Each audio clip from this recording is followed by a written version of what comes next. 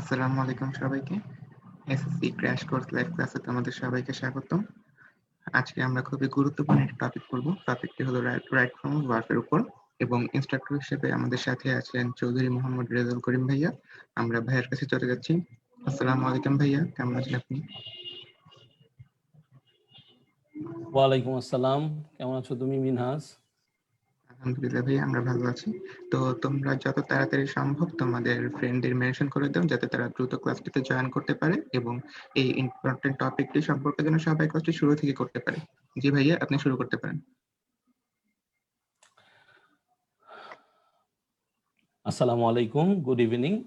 রবি 10 minute স্কুলের SSC 2021 short syllabus crash course প্রোগ্রামে তোমাদেরকে সবাই স্বাগতম। এবং আজকে হচ্ছে আমাদের তৃতীয় ক্লাস, অর্থাৎ আমরা অলরেডি দুটি ক্লাস করে ফেলেছি এবং তোমরা অলরেডি দেখতে পাচ্ছ যে টাইটেলে রাইট ফর্ম অফ ভার্বস।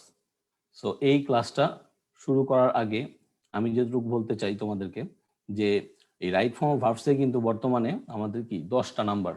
তো আমাদেরকে খুব বুঝে শুনে এটার অ্যান্সার দিতে হবে এবং চেষ্টা করতে হবে যেন 10-এ 10ই আমরা পেয়ে যাই। সো এটা খেয়াল রাখতে হবে। এবং আমরা জানি যে রাইট ফর্ম অফ ভার্বসটা অনেকের একটু সমস্যা থাকে, কারণ অনেকেই ভয় পায় যে এই সাবজেক্টটার এই টপিকে আমি নিজে ঝালাই নিতে পারতেছি না বা আমি অনেক সমস্যা ফেস করতেছি।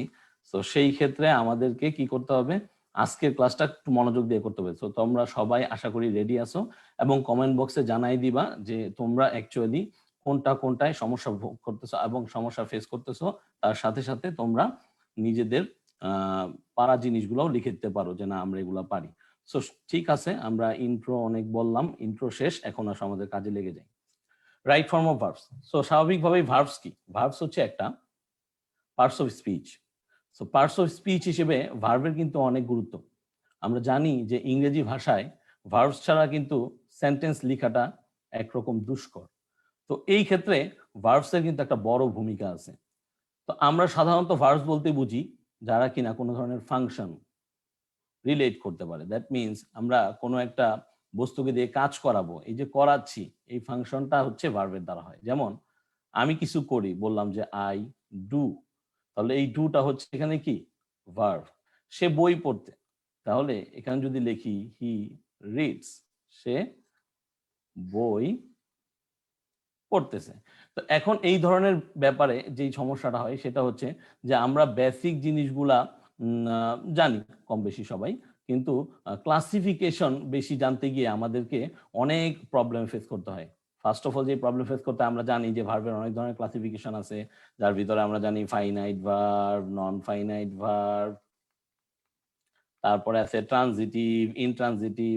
তো অনেক ধরনের ভার্ব আমরা কিন্তু আগে পড়ে আসছি আমাদের ছোট ক্লাসে, কিন্তু আমরা আজকে যে ক্লাসটা করব সেইখানে আমরা আসলে এগুলোকে বেশি একটা গুরুত্ব দিব না। এই কারণে, কারণ আমরা শুধুমাত্র কোশ্চেন ওরিয়েন্টেড, কিভাবে কোশ্চেনে আমাদের রাইট ফর্ম ভার্বগুলোকে ফেস করতে হয় সেটা দিয়ে খেয়াল রাখবো। ওকে, চলো আমরা সেকেন্ড স্লাইডে চলে যাই। দেখতে পারতেছো তোমরা যে রাইট ফর্ম ভার্ব যদি তোমাকে পড়তে হয়, প্রথমে যেটা জানতে হবে সেটা হচ্ছে ফর্মস অফ ভার্বস। তো আশা করি এই ওয়ার্ডটার সাথে সবাই পরিচিত, যারা পরিচিত না তারা কমেন্ট করো। Forms of verbs. এই ফর্মস অফ ভার্বস গুলার ভিতরে সবচেয়ে গুরুত্বপূর্ণ যেটা সেটা হচ্ছে বেস ফর্ম। অর্থাৎ আমাদের ভার্বের যখন আমরা ফর্ম খুঁজে বেড়াই তখন এই বেস ফর্মটাকে আমরা কি করি না, আমরা খেয়াল রাখি না। সেটা কেন একটু বলে দিচ্ছি। ধরো আমি লিখছি আই গো টু স্কুল। এখন ব্যাপারটা হচ্ছে আমি যদি লিখি আই গো টু স্কুল, এই গোটা হচ্ছে আমার এইখানে বেস ফর্ম। কিন্তু সামহাও যদি চেঞ্জ হয়ে যায় গোটা, কারণ যদি আমার সিঙ্গুলার প্লুরাল প্লাস হচ্ছে পার্সন চেঞ্জ হয়ে যায়, সেই ক্ষেত্রে আমি যদি লিখি হি গোস টু স্কুল, তাহলে কি হয়, এই যে গোসটা এইটাকে তোমরা কখনোই বেস ফর্ম বলবা না, এটাকে বলবা শুধুমাত্র ভার্ব ওয়ান। এই জন্য দেখো আমি অলরেডি লিখে দিছি এইখানে যে এই যে প্রেজেন্ট ফর্মের ক্ষেত্রে ইটস, গোস, আবার কিন্তু প্লেও হয়। তার মানে ব্যাপারটা হচ্ছে এরকম, সকল প্রেজেন্ট ফর্মই হচ্ছে বেস ফর্ম, কিন্তু সব বেস ফর্ম কিন্তু প্রেজেন্ট ফর্ম না। এটা সবাই মাথায় খেয়াল রাখবা যে বেস ফর্মগুলো শুধু বেস ফর্ম, এটার সাথে কোনো এস বা ইএস বা আইএনজি কোনো কিছু যোগ করানো যাবে না। যদি করানো হয় তাহলে সেটা হয়ে যাবে অ্যাকচুয়ালি প্রেজেন্ট ফর্ম। এটা সবাই আশা করি মনে রাখবা। যারা জানতা তারা তো ভালোই, আর যারা জানতা না তারা এই জিনিসটা খেয়াল রাখবা যে বেস ফর্ম আর প্রেজেন্ট ফর্মের ব্যাপারটা কি। তাহলে আমরা দেখি যে ফর্মগুলোর ভিতরে কি কি আছে। দেখো, বেস ফর্ম আছে, প্রেজেন্ট ফর্ম আছে, পাস্ট ফর্ম আছে, পাস্ট পার্টিসিপল আছে। যাদেরকে আমরা আদর করে কি ডাকি? প্রেজেন্ট ফর্মকে বলি হচ্ছে V1, পাস্ট ফর্মকে বলি হচ্ছে V2, পাস্ট পার্টিসিপলকে বলি হচ্ছে V3। ওকে, তো এখন একটু খেয়াল রাখো যে এই যে আমরা এদেরকে বলতেছি V1, V2, V3, এদেরকে কিন্তু আমরা অলরেডি ছোটবেলায় পড়ে আসছি খুব সুন্দর করে, যে কিভাবে করে একটা ভার্বের অবস্থার পরিবর্তন হয়। অর্থাৎ আমি যদি এখানে 3টা বাক্য লিখি, he plays well, he played well, এবং আমি যদি লিখি হি হ্যাজ প্লেড ওয়েল, তাহলে খুব সহজেই তুমি বুঝতে পারতেছো এটা হচ্ছে কি প্রেজেন্ট ফর্ম, এইটা হচ্ছে পাস্ট ফর্ম, যেহেতু কি হয়েছে শেষে ইডি যুক্ত হয়েছে। আর এখানে যেহেতু আমি একটা এক্সট্রা হ্যাজ আনছি এবং তারপরে আমি আবার কি লিখছি প্লেড, এটা হচ্ছে এটার কি ফর্ম, এটা হচ্ছে তার পাস্ট পার্টিসিপল ফর্ম। এখন সবচেয়ে প্রবলেমটা হয় যেটা, যে আমরা পাস্ট পার্টিসিপল ফর্মগুলোকে সহজে চিনতে পারি না। অনেক ক্ষেত্রে পাস্ট পার্টিসিপল ফর্ম এবং হচ্ছে পাস্ট ফর্মটা একই রকম হয়।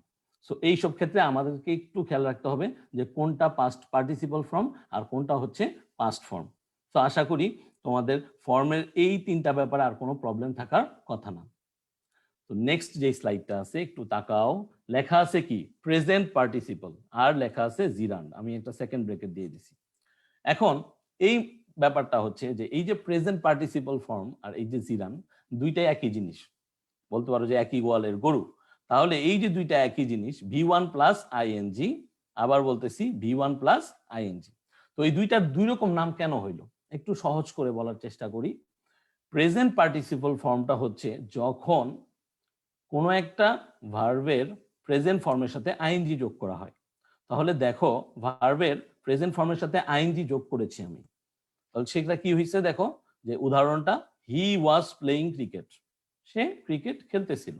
এখন মজার ব্যাপারটা হচ্ছে পরের লাইনটার দিকে যদি তাকাই, সেখানে দেখি যে প্লেইং ক্রিকেট ইজ মাই হবি, অর্থাৎ আমার শখ যে আমি ক্রিকেট খেলতে ভালোবাসি। ওকে, তো মজার ব্যাপারটা হচ্ছে কেন এইটাকে আমরা বলতেছি প্রেজেন্ট পার্টিসিপল আর কেন এটাকে বলতেছি জিরান, তার ছোট্ট একটা কারণ এইভাবে আমরা দাঁড় করাতে পারি যে যদি বাক্যের মাঝখানে এই ধরনের কি হয় প্রেজেন্ট পার্টিসিপল ফর্মটা বসে, তখন সেটা হচ্ছে কি আমরা বুঝে নিব এটা জিরান্ড হবে না। আর বাক্যের শুরুতে যদি আমরা দেখি যে এই ধরনের ভার1 প্লাস আইএনজি বসছে, তখন আমরা চোখ বন্ধ করে বুঝে নিব যে এটা হচ্ছে কি একটা জিরান্ড ফর্ম। তো এরকম আরো অনেক বাক্য তোমরা চাইলে লিখতে পারো। আমি একটু কমেন্ট বক্স দেখবো যে তোমরা জিরান্ড ফর্ম ইউজ করে কয়টা বাক্য লিখতে পারো।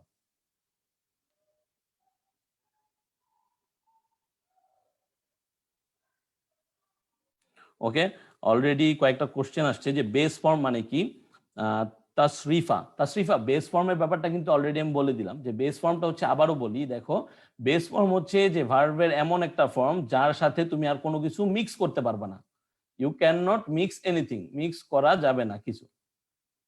তার মানে হচ্ছে আমরা অনেক সময় জানি যে থার্ড পারসন, সেটা হচ্ছে কি হি, ধরো তাহলে হি সাথে যখন বলি তখন কিন্তু গো থাকে না, হয়ে যায় কি গোস। তাহলে এই যে হি এর সাথে গোজ হয়ে গেল, এই এক্সট্রা ইএসটা আসলো, তো এই ফর্মটাকে আমরা আর বলতে পারবো না যে বেস ফর্ম। এটাকে আমরা কি বলতে পারবো না, বেস ফর্ম বলতে পারবো না, এটা হয়ে যাবে শুধুমাত্র ভার্ব1। ঠিক আছে, আশা করি তুমি বুঝতে পারছো।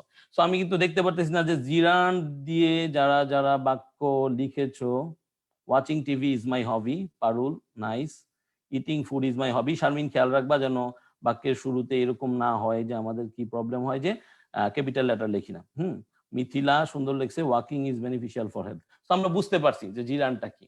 দেন আমরা যাই হচ্ছে ইনফিনিটিভ, এটার সাথে তোমরা খুব পরিচিত, কারণ মানে এই যে I have to go out for a walk, যদি আমি লিখি দেখো I have to go out for a walk, অর্থাৎ আমাকে এখন হাঁটার জন্য বের হতে হবে। তাহলে এই যে 2 প্লাস ভার্ব1, এইটাই হচ্ছে মূলত কি ইনফিনিটিভ। এখন সাধারণত যেই সমস্যাটা হয় সেটা হচ্ছে যে আমরা বাক্যের শুরুতে এটা ব্যবহার করে থাকি। তো আমরা অনেক সময় ধরতে পারি না যে প্রবলেমটা কি হয়, যে আসলে টু এর পরে এইভাবে ভার্ব ওয়ান হইলো কিনা। কারণ তোমরা যখন আবার ইন্টার ফার্স্ট ইয়ারে গিয়ে দেখো ফার্স্ট পেপার পড়বা, তখন হচ্ছে ফ্লো চার্ট নামের একটা আইটেম থাকবে। তো সেই ফ্লো চার্টে দেখবা যে এই ধরনের জিরান্ড এবং ইনফিনিটিভের একটা ইউজ করা হয়। তো ইনফিনিটিভটা কি, ভার্ব ইনফিনিটিভ হচ্ছে এমন একটা জিনিস যেটা হচ্ছে তুমি একটা বাক্য শুরু করবা, সেখানে কি হবে, সেটা টু দিয়ে শুরু হবে। তো নর্মালি আমি এখানে বেসিক্যালি যে উদাহরণটা লিখছি সেটা হচ্ছে আমি জাস্ট বাক্যের মাঝখানে ইউজ করছি।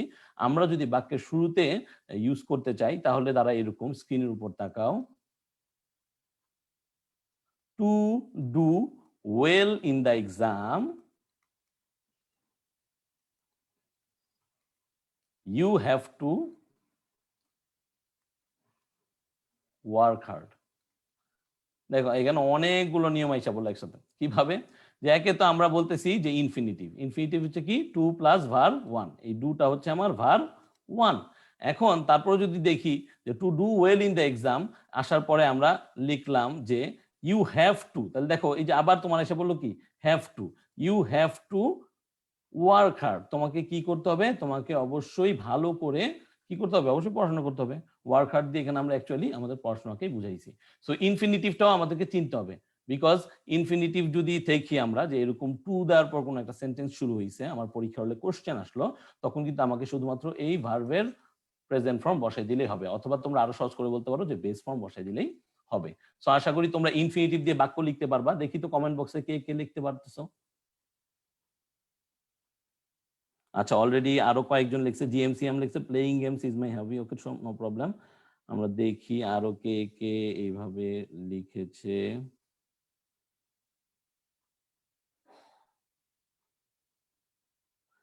জিহান বলতেছে বেস ফর্ম মানে প্রেজেন্ট ফর্ম। ব্যাপারটা হ্যাঁ, মানে কি প্রেজেন্ট ফর্মে যেখানে আমাদের এস বাই এস যুক্ত হচ্ছে না, সেইটাই তখন কি হচ্ছে, পিওর থাকতেছে, অর্থাৎ সেটা হয়ে যাচ্ছে আমাদের বেস ফর্ম। আচ্ছা দেখি, সব বেস ফর্মের প্রেজেন্ট ফর্ম নয়, তাহলে ভি টু কি বেস ফর্ম হবে? না না না না, তাহলে দেখো ভি টু হচ্ছে কি প্লেইড, এটা তো অলরেডি পাস্ট ফর্ম, মেহেজাবিন। আশা করি তুমি বুঝতে পারতেছো, ব্যাপারটা হচ্ছে যে প্লে থেকে প্লেইড হইছে পাস্ট ফর্মে, সো সেইখানে কি হবে না, সেইখানে কখনোই এটা বেস ফর্ম হবে না।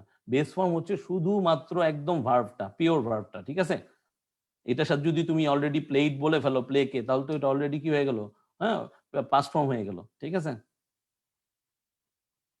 সিরাজুম মনিরা বলছে I want to getting marriage. আচ্ছা সরি ভাইয়া, তোমার বাক্যটা হলো না, আমরা টু দিয়ে শুরু করব বলছিলাম, টু দিয়ে টু দিয়ে টু দিয়ে।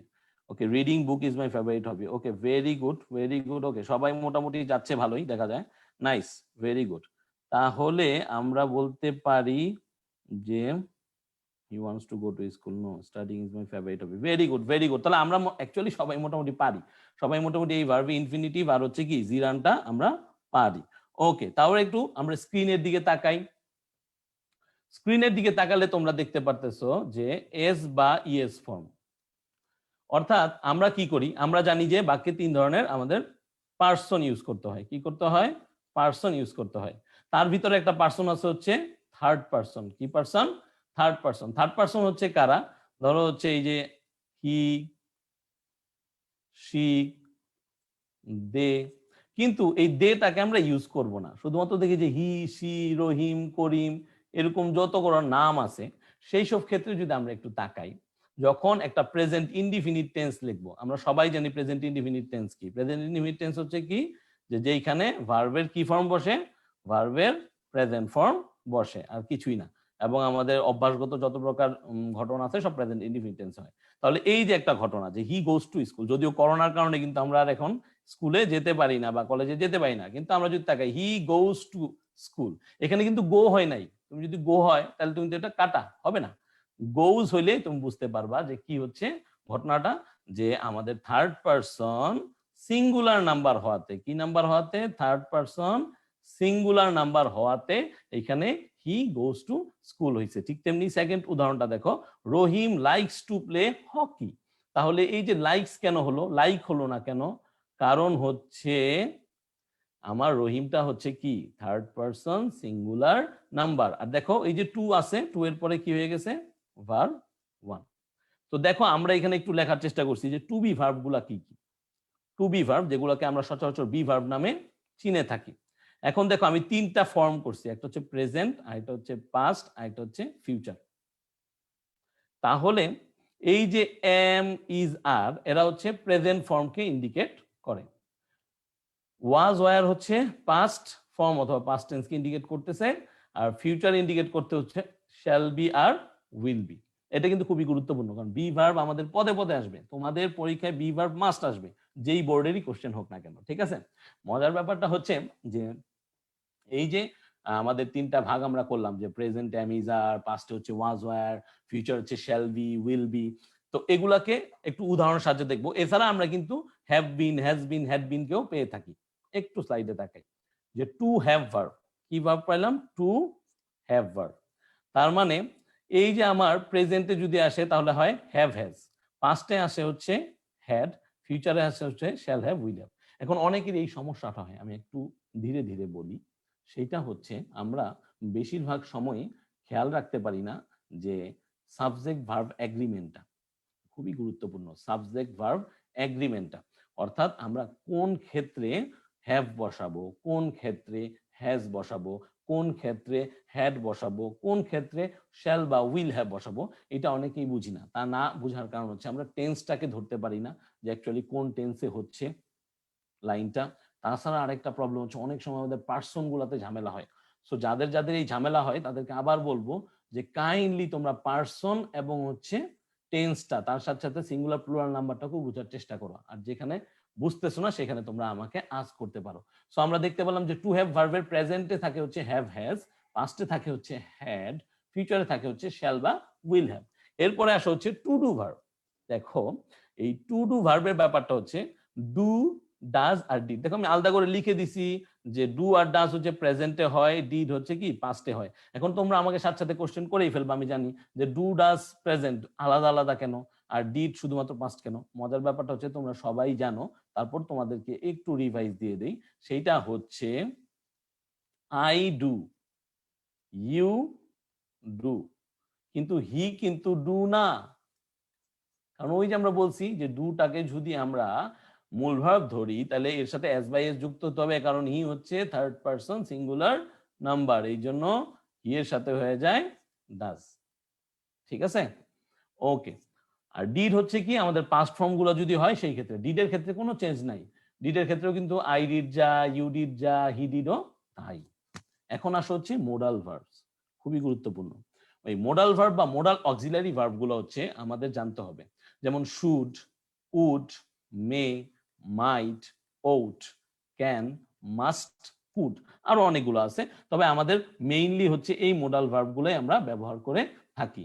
আর দেখো ডান পাশে আমরা কি লিখছি, ডান পাশে আমরা লিখছি হচ্ছে semi modal verb. Semi modal verb গুলা কি? ওই যে আমরা টেক কোশ্চেনের সময় করেছিলাম, need, dare, use to, was to, have to, ought to, এই সবগুলাই হচ্ছে কি আমার সেমি মোডাল ভার্ব। তো এটা কিন্তু খেয়াল রাখতে হবে যে কোনগুলো আমার সেমি মোডাল ভার্ব আর কোনগুলো হচ্ছে আমার কি ভার্ব? Modal verb. তো দেখি তো কারো কারো সমস্যা আছে কিনা। সেমি মোডাল ভার্ব সম্বন্ধে তোমরা কারা কারা আগে জানো না তারা আমাকে কমেন্টে জানিয়ে দিতে পারো। আচ্ছা দেখি, হ্যাঁ আচ্ছা ঠিক আছে। হি ডিড দ্য প্র্যাঙ্ক, হ্যাঁ নাইস। নির্ভেক, মৃধা, সেকেন্ড পার্সনের ক্ষেত্রে হ্যাঁ ঠিক আছে। হি ডাজ, হি ডাজ কেন হয় বলে দিছি তো মুনিয়াজাদ, আশা করি বুঝতে পারতেছো। হ্যাঁ তুমি তো লিখছোই থার্ড পার্সনে ডাজ হয়। আচ্ছা আচ্ছা ঠিক আছে। জহিরুল ইসলাম ঠিক লিখছে, দেখতে পারতেছি। Rafid Haldar, okay Rafid Haldar, your answer is right. Okay okay okay okay okay okay okay okay okay very good, very good, very good. আচ্ছা আমরা জানতাম না, ভেরি গুড, নো প্রবলেম। আমরা জেনে নিলাম আজকে যে সেমি মোডাল ভার্ব গুলা কি হয়। এখন দেখো তোমাদের স্ক্রিনে একটা জিনিস ভাসতেছে, একটু দেখো। সেটা হচ্ছে কি যে first person, second person, third person, তাই না? First person, second person, third person. অর্থাৎ তোমাদেরকে বোঝানোর জন্য আমি আবার আলাদা করে একটু লিখে দেওয়ার চেষ্টা করলাম যে পারসন ওয়াইজ কিভাবে চেঞ্জ হয়। দেখো বি ভার্ব গুলার চেঞ্জ হয়, কিসের চেঞ্জ হইতেছে? এই বি ভার্ব গুলার পারসন ওয়াইজ চেঞ্জ। অর্থাৎ আই এর সাথে বসতেছি কি এম, উ এর সাথে কিন্তু এম বসবে না, উ এর সাথে বসে আর।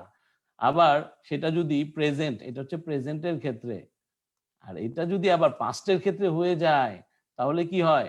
আই এর সাথে হয়ে যায় ওয়াজ, উ এর সাথে হয়ে যায় ওয়্যার। কেন? এটা হচ্ছে সিঙ্গুলার আর উইটা হচ্ছে কি প্লুরাল। তাহলে সিঙ্গুলার আর প্লুরালের কারণে এই এম, আর, ওয়াজ, ওয়্যার এই চেঞ্জগুলো হয়। তারপরে দেখো আয়ের সাথে হয় শ্যাল দাও অথবা উইল দাও, নো প্রবলেম। উই এর সাথে শুধুমাত্র উইল দিয়ে দাও, নাইস। সেকেন্ড পারসন গুলা কি কি? আমরা ইউকেই ধরবো, এর বেশিতে যাব না। You are, you were, you will.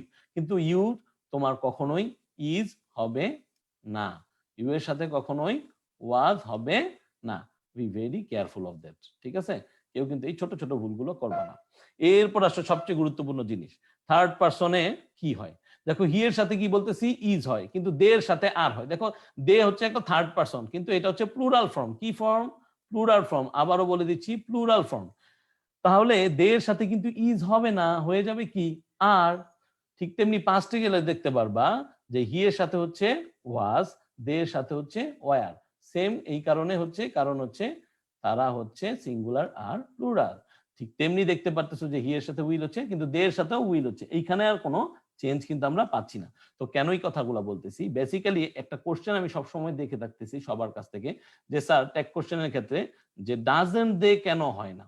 দেখো ডাজেন্ট দে, এই কোশ্চেনটা আসার পর আমি ভাবতেছিলাম যে আসলে করোনাতে অনেকদিন আমরা বসে থাকার কারণে কি আসলে আমরা একটু মানে পড়াশোনা ভুলে গেছি, নাকি আসলে আমরা এটার ব্যাপারটাই কখনো খেয়াল করিনি। ব্যাপারটা হচ্ছে দে যদিও থার্ড পারসন, আর আমরা বলছি থার্ড পারসনের সাথে এস বাই এস হয়, কিন্তু সিঙ্গুলার নাম্বার এই কথাটা ভুলে যায়। সো দে কিন্তু সিঙ্গুলার নাম্বার না, দে হচ্ছে প্লুরাল নাম্বার। এখন মজার ব্যাপারটা হচ্ছে দে এর সাথে কখনোই ডাজ বসে না, দে এর সাথে বসে হচ্ছে ডু, আর নেগেটিভ করলে হয় হচ্ছে ডোন্ট। এটা কিন্তু খেয়াল রাখবা, আমরা ট্যাগ কোশ্চেনের ক্ষেত্রে এই ঝামেলাটা দেখি। সো এটা কিন্তু মানে একদম সাবধানে এটাকে কি করতে হবে, ভুল না করে সঠিক উত্তরটা লিখে দিতে হবে। সো এই প্রবলেমটা সবার কি ক্লিয়ার হচ্ছে? আমাকে একটু জানাও। We shall overcome, okay very good, nice. Shall use করা যায়, তাহলে উই এর সাথে শ্যাল উইল হবে না, নাকি আয়ের ক্ষেত্রে হবে? আয়ের ক্ষেত্রেই হবে শ্যাল উইল। উই এর সাথে শ্যাল আমরা ইউজ করতে পারি, তবে বর্তমানে মডার্ন ইংলিশে আমরা বেশিরভাগ ক্ষেত্রেই উইল ইউজ করে থাকি। ওকে, আচ্ছা। সেমি মোডাল ভার্ব আবার বললে ভালো হয়। Okay Siam, semi modal verb, semi modal verb এই যে দেখো স্ক্রিনে তোমার জন্য অন করছি। Semi modal verb, semi modal verb হচ্ছে মোডাল ভার্বগুলোর মতোই, ঠিক আছে? এর হচ্ছে স্পেশাল কিছু ওয়ার্ড, যেমন need, dare, use to, was to, have to, ought to. এই ওয়ার্ডগুলো তুমি যেখানেই দেখবা বুঝতে পারবা যে এগুলো হচ্ছে কি সেমি মোডাল ভার্ব। এখন আসো এই জিনিসটার ক্ষেত্রে, যে ফার্স্ট পারসনের সাথে কি আমরা ডু ভার্বের কথা পড়ছিলাম না, টু ডু। এই টু ডু ভার্বের ক্ষেত্রে কি হয়? যদি ফার্স্ট পারসনের ক্ষেত্রে আই হয় তাহলে আমরা কি পাবো? ডু। উ এর সাথেও পাবো হচ্ছে ডু। ঠিক তেমনি পাস্টের ক্ষেত্রে আমরা কি পাবো? I did, we did. তাহলে আমরা কিন্তু একটা জিনিস খেয়াল করতেছি যে ডু ভার্বের ক্ষেত্রে তেমন কোনো পরিবর্তন আমরা দেখি না বললেই চলে, আইদার এটা প্রেজেন্ট হোক আর এটা কি হোক, পাস্ট হোক না কেন। ঠিক তেমনি সেকেন্ড পারসনও তাই দেখবা, প্রেজেন্টের ক্ষেত্রে হচ্ছে ইউ ডু আর পাস্টের ক্ষেত্রে হচ্ছে you did. Okay, be very careful of that. এখন থার্ড পারসনে যে সমস্যাটা হয় একটু আগেই বলে দিছি, হি আর সি এর সাথে ডাজ হয় আর দে এর সাথে হয় কি ডু। ঠিক তেমনি পাস্ট ফর্মের ক্ষেত্রে হি এর সাথে হয় ডিড আর সি এর সাথেও ডিড হয়, ইভেন দে এর সাথেও কি হয়, ডিডি হয়ে থাকে, কোনো সমস্যা নাই। নেক্সট স্লাইডে যাই। এবার আসো একটু টেন্স বলি। সো টেন্সে কার কার প্রবলেম হয় শুনি একটু, আমাকে কমেন্টে জানাইতে পারো তোমরা যে কার কার টেন্সে সমস্যা হচ্ছে, যে টেন্স আমি বুঝি না বা টেন্সের আমার ঝামেলা হয়। ঠিক আছে, দেখি তো।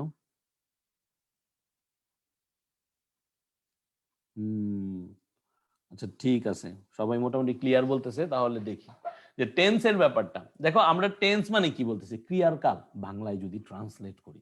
তার মজার ব্যাপারটা হচ্ছে যে এই যে টেন্স, এই টেন্সের ক্ষেত্রে আমরা তিন ধরনের ফর্ম পাই, একটা হচ্ছে প্রেজেন্ট, একটা হচ্ছে পাস্ট আর একটা হচ্ছে ফিউচার। Present, past, future. অর্থাৎ দেখো তোমরা যদি একটা ঘটনা খেয়াল করো, যে তোমরা সকালে স্কুলে যেতে হবে, সকালবেলা বিছানায় বসে যদি ভাবো, তাহলে ওইটা কি যে ভাবতেছো, ওই ব্যাপারটা হচ্ছে কি ফিউচার। আর তুমি যে ভাবতেছো ঠিক তখন ঘটনাটা হচ্ছে প্রেজেন্ট, অর্থাৎ তুমি বসে বসে ভাবছো সেটা হচ্ছে প্রেজেন্ট, আর তোমাকে যেতে হবে এই ভাবনাটা হচ্ছে কি ফিউচার। আর তুমি অলরেডি স্কুলে বসে আছো এখন, তখন তুমি আবার সকালের ওই কথাটা ভাবতেছো যে আমি তো বিছানায় বসে বসে ভাবছি যে আমরা এখন আবার স্কুলে যেতে হবে, তো ওই ব্যাপারটা হয়ে যায় পাস্ট। অর্থাৎ সহজভাবে কথা হচ্ছে যে এ আমার তিন ধরনের টেন্সের চারটা ফর্ম থাকে, একটা হচ্ছে ইনডিফিনিট, একটা হচ্ছে কন্টিনিউয়াস, আর একটা হচ্ছে পারফেক্ট, আর একটা হচ্ছে পারফেক্ট কন্টিনিউয়াস। এখন রাইট ফর্ম অফ ভার্বস যখন আমাকে অ্যান্সার করতে হবে তখন কিন্তু আমাদেরকে টেন্স সম্বন্ধে একটা সম্যক ধারণা রাখতে হবে। তাহলে চলো একটু খেয়াল করি যে ইনডিফিনিট যে বাক্যগুলা হয় সেই ক্ষেত্রে সবসময় ভার্বের কি বসে, ওয়ান। ঠিক আছে, ভার্ব ওয়ান অর্থাৎ প্রেজেন্ট ফর্ম বসে। সো ইনডিফিনিটের ক্ষেত্রে প্রেজেন্ট টেন্সে ভার্ব ওয়ান, আর পাস্ট টেন্সে কি হয়, ভার্ব টু। তাহলে আমি যদি বলি হি গোজ, সেটা চেঞ্জ হয়ে পাস্ট টেন্সে হয়ে যায় হি ওয়েন্ট, হি ওয়েন্ট। ঠিক তেমনি ফিউচারে চেঞ্জ হয়ে যায়, সেটা হচ্ছে কি he will go, he will go. তাহলে এই যে চেঞ্জগুলা, এই চেঞ্জগুলা কিন্তু আমরা ইনডিফিনিট টেন্সে পাচ্ছি। অর্থাৎ কিসের চেঞ্জ, ফর্মস অফ ভার্বস। ঠিক আছে, যে প্রেজেন্ট, পাস্ট আর কি উইল বা শেলের সাথে ভার্ব ওয়ান। কন্টিনিউয়াসে গেলে কি হয়, কন্টিনিউয়াস মানে কি, চলমান, যেটা ঘটতেছে, এই যে আমাদের ক্লাস চলতেছে। ঠিক আছে, তাহলে সেই ক্ষেত্রে কি হয়, আমাদের এই বি ভার্ব গুলো আসে। তো বি ভার্ব গুলো অলরেডি তোমাদেরকে দেখাই দিছি কিভাবে ক্লাসিফাই করা যায়। তো সেই ক্ষেত্রে আবার ধরো একটা উদাহরণ, he is going, going to school, going to market, যেখানে সেখানে যাক, উই ডোন্ট কেয়ার, যেখানে খুশি সেখানে যাক সে। এখন ব্যাপারটা হচ্ছে যে হি ইজ গোয়িং, তো যখন কন্টিনিউয়াস টেন্স দেখবা তখন কিভাবে চিনবা কন্টিনিউয়াস টেন্স, যখন দেখবা যে মূল ভার্ব না বসে অক্সিলারি ভার্বের সাথে কি হচ্ছে, ভার্ব ওয়ান প্লাস আইএনজি। এখন এই ভার্ব ওয়ান প্লাস আইএনজি কিন্তু সবগুলা কন্টিনিউয়াসে আছে, দেখো সবগুলা কন্টিনিউয়াসে ভার্ব ওয়ান প্লাস আইএনজি আছে, কিন্তু চেঞ্জটা কই হয়, সেই বি ভার্বের ক্ষেত্রে। তুমি যদি প্রেজেন্টে ধরো সেটা হয়ে যাবে ইজ, তুমি যদি পাস্টে ধরো সেটা হয়ে যাবে ওয়াজ, তুমি যদি ফিউচারে ধরো সেটা হয়ে যাবে কি will be. Okay, then perfect আসো। পারফেক্টের ক্ষেত্রে মজার ব্যাপার, পারফেক্টের ক্ষেত্রে সেই আমাদের যে হ্যাভ ভার্ব গুলো ছিল না, টু হ্যাভ ভার্ব, সেইগুলো একটু খেয়াল রাখতে হবে। অর্থাৎ পারফেক্ট হয়ে যাবে আমাদের পাস্ট পার্টিসিপল ফর্মের। অর্থাৎ আমাদের যে একটা ফর্ম ছিল পাস্ট পার্টিসিপল, সেটা কি ছিল বলতো, সেটা ছিল গো, ওয়েন্ট, গন। এই যে ফর্মটা ভার্ব থ্রি, এইটাই হচ্ছে আমার পারফেক্টের পারফেক্ট উদাহরণ। অর্থাৎ যখন আমি প্রেজেন্ট পারফেক্ট বলবো তখন বলবো যে হি হ্যাজ গন, তাহলে কি হইলো, এই যে ভি থ্রি ইউজ হইলো। তারপরেও কিন্তু এই ভি থ্রিটাই সব জায়গায় বসবে আমরা যদি দেখি, কিন্তু চেঞ্জটা কোথায় পাবো, চেঞ্জটা পাবো হচ্ছে প্রেজেন্টের ক্ষেত্রে হ্যাজ, পাস্টের ক্ষেত্রে হচ্ছে হ্যাড, ফিউচারের ক্ষেত্রে হচ্ছে উইল হ্যাভ অথবা শ্যাল হ্যাভ। এরপর যদি আমরা পারফেক্ট কন্টিনিউয়াসে যাই তখন আমরা পাবো হচ্ছে এইরকম একটা স্ট্রাকচার, কি যে হ্যাভ অথবা হ্যাজ, তারপরে হচ্ছে আমার বিন, তারপরে হচ্ছে ভার্ব ওয়ান প্লাস আইএনজি। শুধুমাত্র তুমি এই হ্যাভ এর জায়গায় হ্যাড বসায় দাও, তোমার পাস্ট পারফেক্ট হয়ে যাবে। আর তুমি যদি ফিউচারে বসাইতে চাও তাহলে সেখানে বসাইতে পারো উইল হ্যাভ বা shall have plus been plus verb plus ING.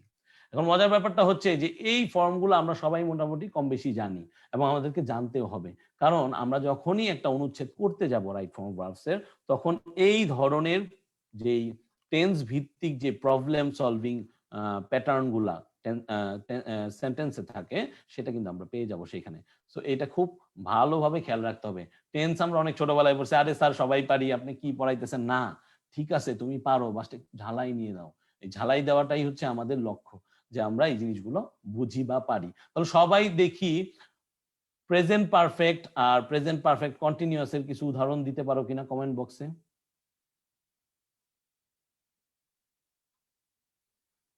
ওকে,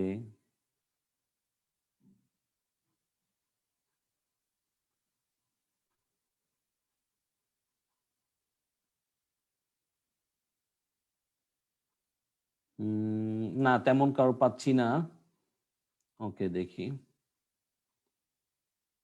আমরা প্রেজেন্ট পারফেক্ট আর প্রেজেন্ট পারফেক্ট কন্টিনিউয়াস এর উদাহরণ চাচ্ছিলাম। তো ঠিক আছে, আমরা দেখতেছি সবাই মোটামুটি, হ্যাঁ নেটের একটু ডিস্টার্ব হচ্ছে মেবি, আমিও পাচ্ছি না, তোমরা কি উদাহরণ লিখতেছো কিনা জানি না, বাট আমি পাচ্ছি না তোমাদের উদাহরণ, পাচ্ছি না। ওকে, নো প্রবলেম। ওকে, নো প্রবলেম। দেখো এখন যে ব্যাপারটা হচ্ছে টেন্স, আশা করি সবাই পারি, টেন্সের আর কারো ঝামেলা থাকার কথা না, সো টেন্সটা খেয়াল রাখতে হবে। এখন আসো একটু আমরা কিছু রুলস এর ক্ষেত্রে আসি। দেখো আমি কি লিখছি, আমি লিখছি হচ্ছে ভয়েস। অর্থাৎ ভয়েসটা কি, এটা হচ্ছে one type of grammatical item, যেখানে আমরা কি করি, দুই ধরনের ভয়েস আছে, একটা হচ্ছে অ্যাক্টিভ আর একটা হচ্ছে কি passive.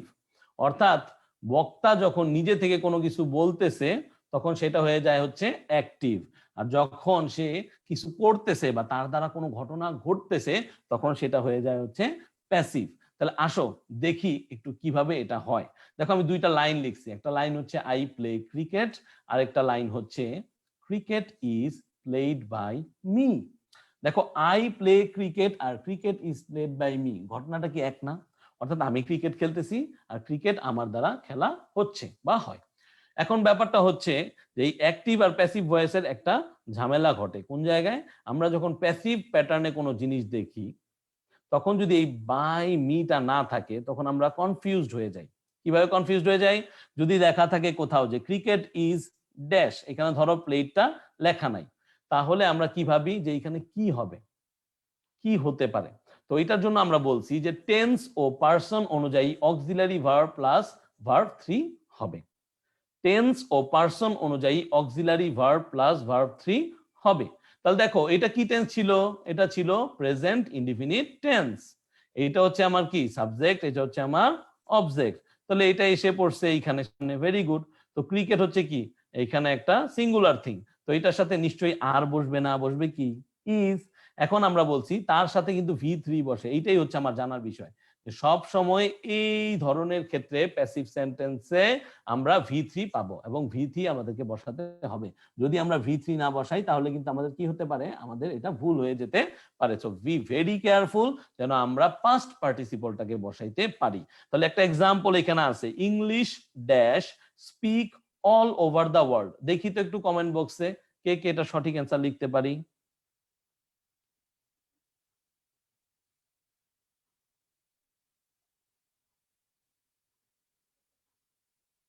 Very good, Emdad Hossain.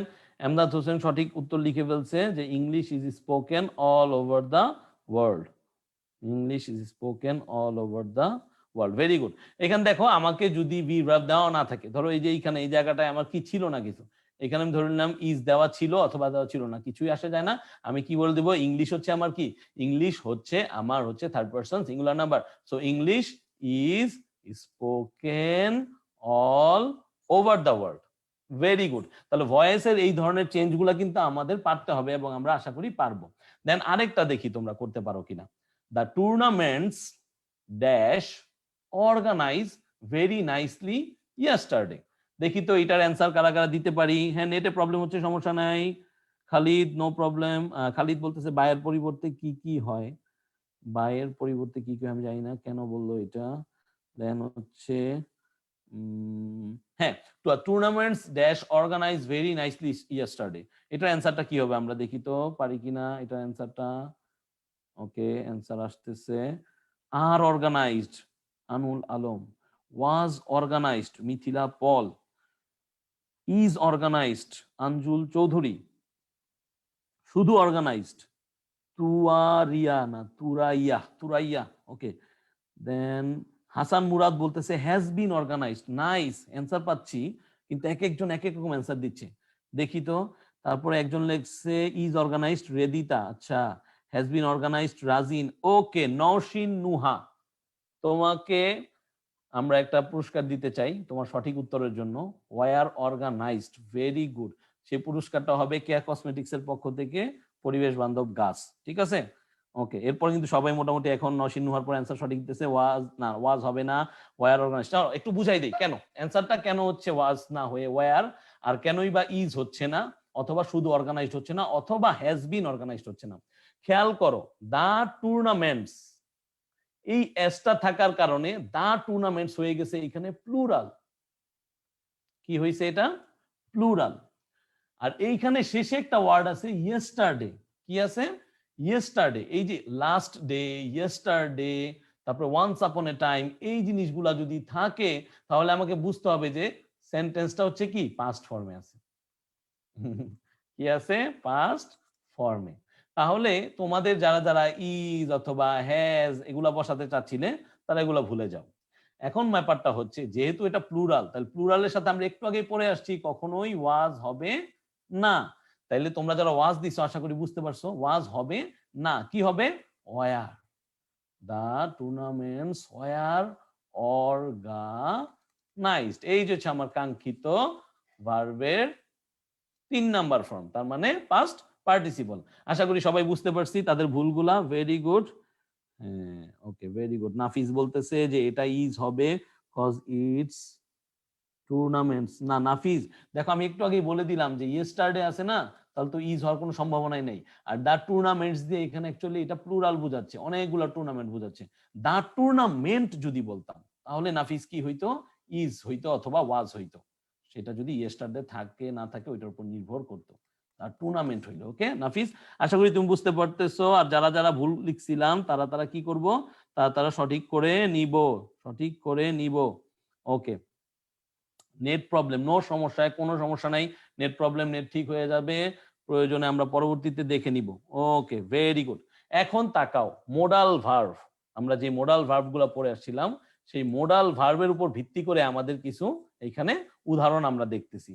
So modal ভার্বের ব্যাপারটা হচ্ছে কি দেখো, এই মোডাল ভার্বগুলা যদি থাকে, ধরো হচ্ছে শুড, ধরো হচ্ছে উড, এগুলার পরে সবসময় ভার্বের কি হবে? ভার্বের প্রেজেন্ট ফর্ম হবে। ভার্বের কি ফর্ম হবে? ভার্বের প্রেজেন্ট ফর্ম হবে। বারবার বলে দিচ্ছি, মনে রাখো। যেমন হি উড গো দেয়ার। খেয়াল রাখো, যদি উড থাকে অথবা শুড থাকে তাহলে এরপরে কি হবে? ভার্বের প্রেজেন্ট ফর্ম। এটা পরীক্ষা আসবেই, এরকম একটা তোমাদেরকে বলে দিলাম, প্রশ্ন আউট। ঠিক আছে, যে এই ধরনের একটা লাইন তোমাদের পরীক্ষায় তোমরা পেয়ে যাবা। সো এটা একটু খেয়াল রাখবা। ঠিক আছে, যে যদি মোডাল ভার্ব থাকে তাহলে কিন্তু ভাইয়া কি হবে? ভার্বের প্রেজেন্ট ফর্ম হবে। এরপরে দেখো যে ভাইয়া আপনি তো বললেন মোডাল ভার্ব থাকলেই ভার্বের প্রেজেন্ট ফর্ম হবে। হ্যাঁ অবশ্যই, কিন্তু 2 নাম্বারটা দেখো, এখানে আবার কি লিখছি যে মোডাল ভার্ব প্লাস বি থাকে, তাহলে কিন্তু আর ভার্ব 1 হয় না, তখন হয় ভার্ব 3। তো চলো কিভাবে হয়, অর্থাৎ সেটা হচ্ছে এইভাবে যে হি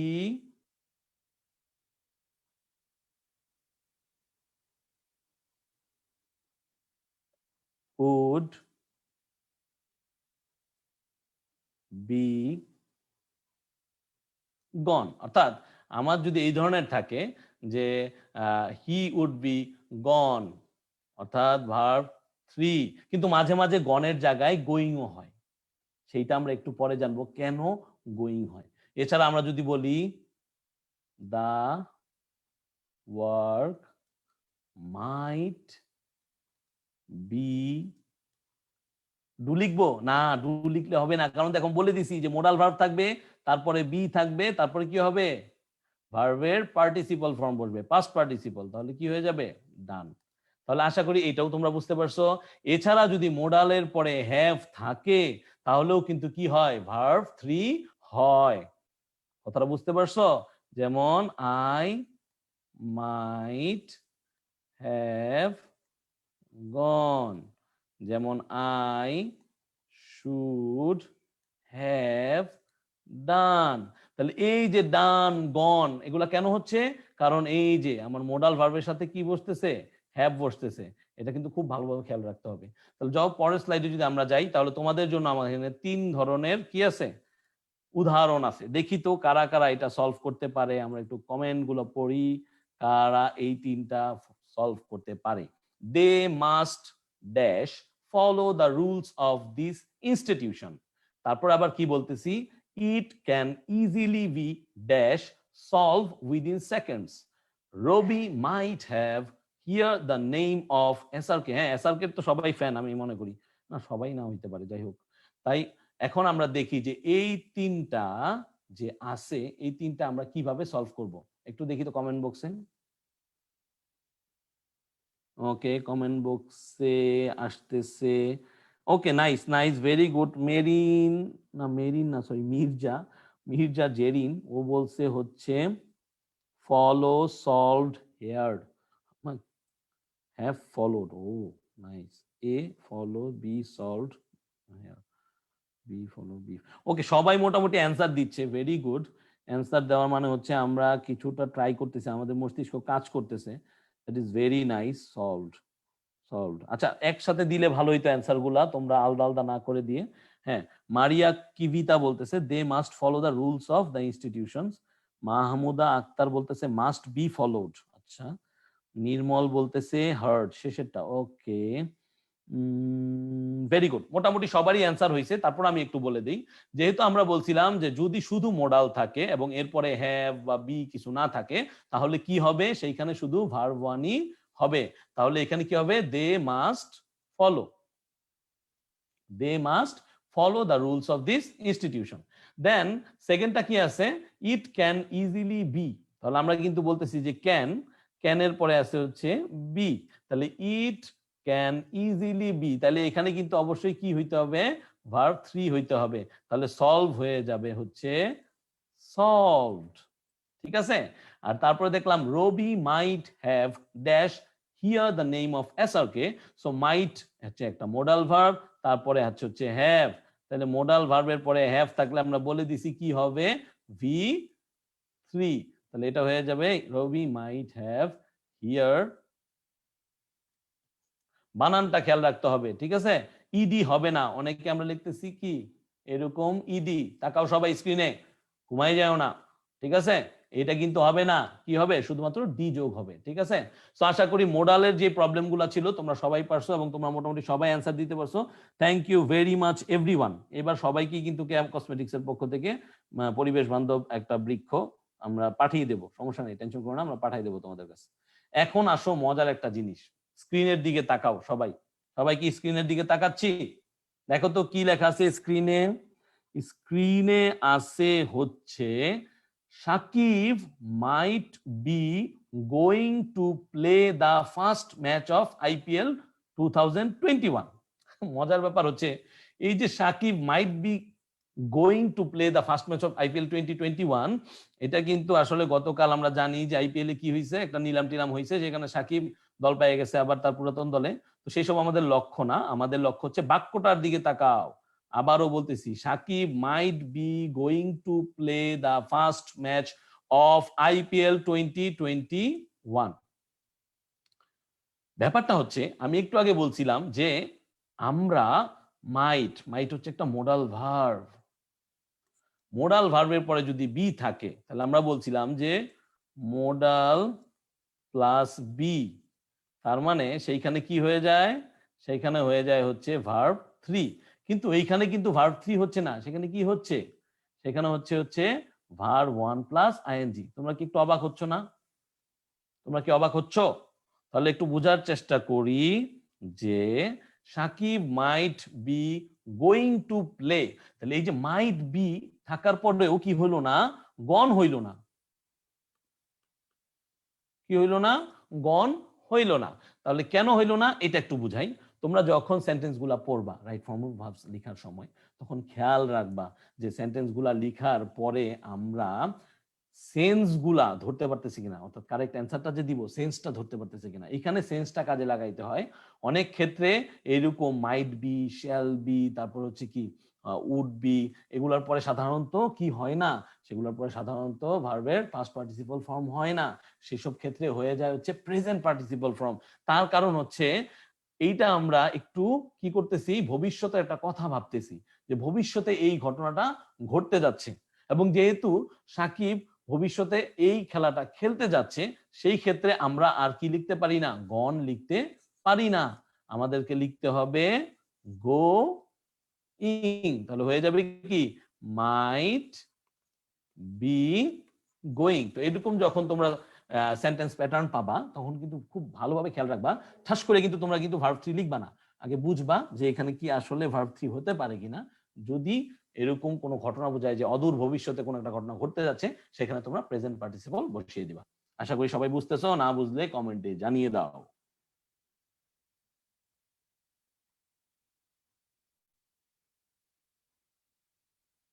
ওকে, ভেরি গুড, ভেরি গুড। আচ্ছা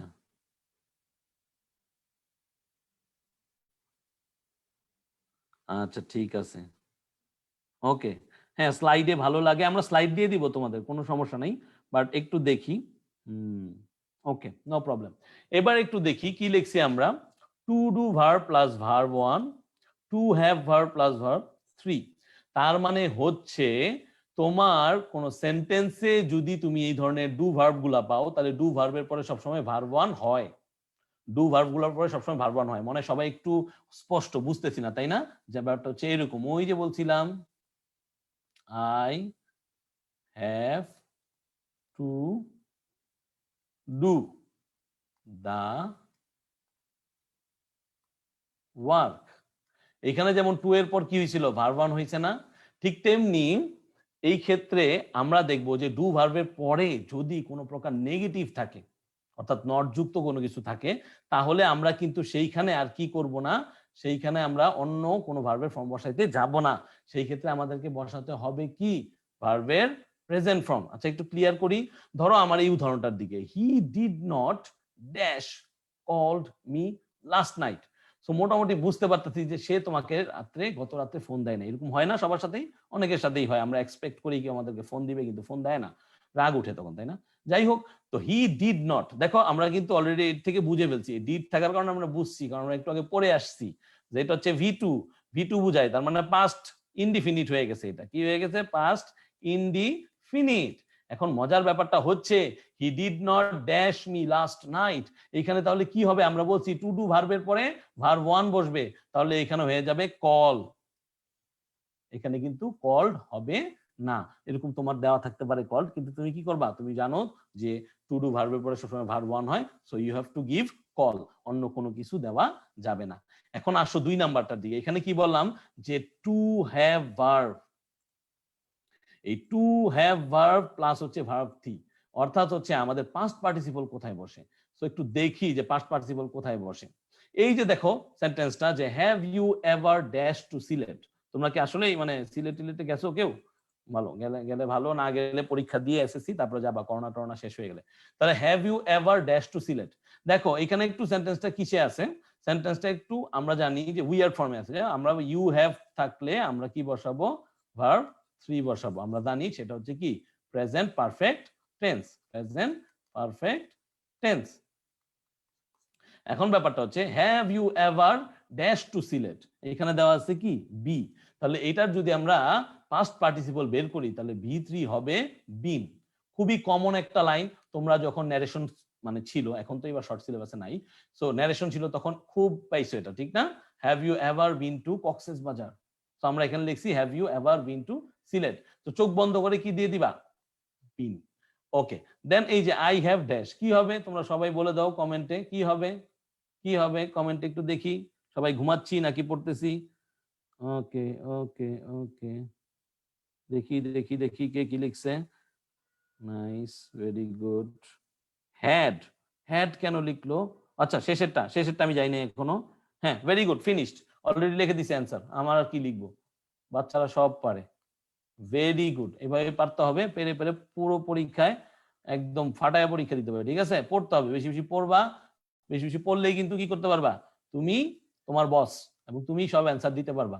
এই জন্য আমার পড়ার কোনো বিকল্প নাই। তারপরে পড়া টড়া শেষে তুমি ঘুরলা ঘাড়লা যাই করলা। এখন দেখো রূপা হ্যাড ড্যাশ হার মিল, মজার একটা উদাহরণ। তো আমরা জানি যে পাস্ট পারফেক্টে কি হয়, পাস্ট পারফেক্টের ক্ষেত্রে যেটা হয় যে হেড এর পরে কি হয়, ভার্ব 3 হয়। তাহলে আমরা হ্যাজ এর ভার্ব 3 হচ্ছে actually had. Rupa had had her meal, ঠিক আছে? ওকে, এইবার আসো আরেকটা নতুন নিয়মে, আমরা কি সবাই স্ক্রিনটা দেখতে পাচ্ছি? ওকে, আমরা একটু দেখি দেখি স্ক্রিন দেখতে পাচ্ছি কিনা। ভেরি গুড ভেরি গুড, সবার অ্যান্সার ঠিক আছে। Nasima very good. সিলেট থেকে বলতেছে কাজী ইউনুস আহমেদ, হ্যাঁ সবাই কাজী ইউনুসের বাসায় যাবা, যখন তোমরা সিলেটে বেড়াইতে যাবা ওর সাথে যোগাযোগ করে নিবা, তাহলেই হয়ে যাবে। নাসিমা খান, সিরাজুম মুনিরা, পারভিন আক্তার, তানভীর খান। আচ্ছা তানভীর খান লিখছে হ্যাড, এটা মনে হয় শেষের অ্যান্সারটা। ওকে, সবার অ্যান্সারই মোটামুটি ঠিক আছে। আসো এবার দেখি বোর্ডে স্ক্রিনে কি লেখা আছে। Preposition plus verb one plus ING থাকলে কি হয়? ওকে, আমরা একটু খেয়াল করি যে আমরা জানি যে বাক্যে আমাদের প্রিপোজিশন হচ্ছে কি অপরিহার্য একটা জিনিস, অর্থাৎ প্রিপোজিশন আমরা প্রচুর ব্যবহার করে থাকি। তো সেই ক্ষেত্রে এই প্রিপোজিশন গুলার ক্ষেত্রে ভার্ব গুলা কিভাবে ইউজড হয়? যদি ধরো অফ, বাই, তারপরে হচ্ছে ইন, তারপরে হচ্ছে উইদাউট, এগুলা যদি থাকে, হ্যাঁ, ইন, উইদাউট, এগুলা যদি থাকে, তাহলে চোখ বন্ধ করে কি করবা? Verb one plus ING. যেমন থিঙ্ক হয়ে যাবে কি থিঙ্কিং, থিঙ্ক প্লাস আইএনজি হয়ে যায় থিঙ্কিং। তারপরে গিভ প্লাস আইএনজি হয়ে যায় হচ্ছে কি গিভিং। কিন্তু কিন্তু কিন্তু একটা এক্সেপশন হচ্ছে এইটা, যদি প্রিপোজিশন টু থাকে বাক্যে, একটু আগে আমরা পড়ে ফেলছি, সো এক্সেপশন আমরা জানি যে টু থাকলে কি হয়ে যাবে, সেটা ভার্বের বেস ফর্ম, অর্থাৎ টু ডু বা টু গো, সেখানে কিন্তু আর কি হবে না, গোয়িং বা ডুইং হবে না। কিন্তু আরো কিছু এক্সেপশন দেখো, এক্সেপশন বানানো আমরা দুই ধরনের খালি ব্যবহার করছি, কারণ আসলে জিনিসগুলো এক্সেপশন। যদি তোমাদের সেন্টেন্সে মনোযোগ দিয়ে শুনো, এগুলো পরীক্ষায় আসে প্রতি বছরই, একটা না একটা থাকেই প্রতি বোর্ডে। With a view to, get use to, look forward to, শুধু ইউজ টু, এই ধরনের কিছু যদি থাকে তাহলে হবে ভার ওয়ান প্লাস আইএনজি। অর্থাৎ সেই ক্ষেত্রে কিন্তু ওই যে টু দেখে তাড়াহুড়া করে কিন্তু তুমি কি করতে পারবা না, তুমি এটাকে জাস্ট ভার ওয়ান বসাই দিলে হবে না, ভুল হয়ে যাবে। তো আমরা কি ভুল করতে চাই? আমরা ভুল করতে চাই না। তাহলে with a view to, get use to, look forward to, use to, এগুলো থাকলে ভার ওয়ান প্লাস আইএনজি। তাহলে উদাহরণে যাই, দেখো তো এখানে তোমাদের জন্য বেশ কয়েকটা স্যাম্পল দেওয়া আছে যে to dash a bag, she dash to New Market last night. ব্যাপারটা হচ্ছে টু এর পরে আমরা কি বসাই? আমরা একটু আগেই শিখছি যে টু ডু ভার্ব, টু এর পরে হয় হচ্ছে ভার্ব ওয়ান। তাহলে to buy a bag, she কি হবে তাহলে বলো তো, অ্যান্সারটা কে দিতে পারে দেখি? শি হয়ে যাবে তখন এখানে ওয়েন্ট। কেন? কারণ হচ্ছে এই যে লাস্ট নাইট, লাস্ট নাইট থাকলে আমরা কি বুঝি, এটা গতকাল হয়ে গেছে, গত রাত্রে হয়ে গেছে, তার মানে এটা কিন্তু পাস্ট, এটা আর প্রেজেন্ট থাকে না, এই জন্য গো এর জায়গায় কি হবে, ওয়েন্ট হবে। ওকে, এরপরে আসো দুই নাম্বারটায়, she went to market for. এখানে দেখো তো ফর আছে না, আমরা একটু আগে পড়ে আসছি স্লাইডে যে ইন, ফর, উইদাউট, এগুলা যদি থাকে, অফ, তাহলে কি হবে, এই মেইন ভার্বের সাথে একটা আইএনজি যোগ করে দিতে হবে। তাহলে কি করলা, she went to market for buying. তুমি যখন পড়বা, তোমাদের অনুচ্ছেদটা যখন থাকবে, তখন কিন্তু কি করতে হবে, সেই এরকম খেয়াল রাখতে হবে যে প্রিপোজিশনের পরে যদি ভার্ব বসাই, তাহলে প্রত্যেকটা এক একটা কি হবে, এই রুলস ওয়াইজ আমাদেরকে বসাই দিতে হবে। দেন আসো with a view two, she went to market with a view to dash some books. এইখানে অলরেডি আমরা নিয়ম বলে ফেলছি, তাহলে এখানে কি আর ভার্বের ওয়ান ফর্ম থাকবে নাকি থাকবে না? থাকবে না। কি হয়ে যাবে, এই টু দেখলেই কিন্তু আসলে ভার্বের ওয়ান ফর্ম বসানো যাবে না, কারণ এই পুরাতন পিছনের অংশটুকু বুঝতে হবে। পিছনের অংশে কি আছে? পিছনের অংশে আছে হচ্ছে উইথ এ ভিউ টু। পিছনের অংশে কি আছে? পিছনের অংশে আছে হচ্ছে উইথ এ ভিউ টু। তাহলে আমাদের হয়ে যাবে কি, আমাদের এটা হয়ে যাবে বাই প্লাস আইএনজি। কি হয়ে যাবে? Buy plus ING, buy plus ING, আর মানে হচ্ছে বাইং। তাহলে সবাই with a view to, look forward to দিয়ে এক দুইটা বাক্য লিখো তো দেখি, কে কে লিখতে পারি আমরা, কে কে বুঝেছি। যদি আমরা বুঝে থাকি তাহলে আমরা অবশ্যই লিখতে পারবো।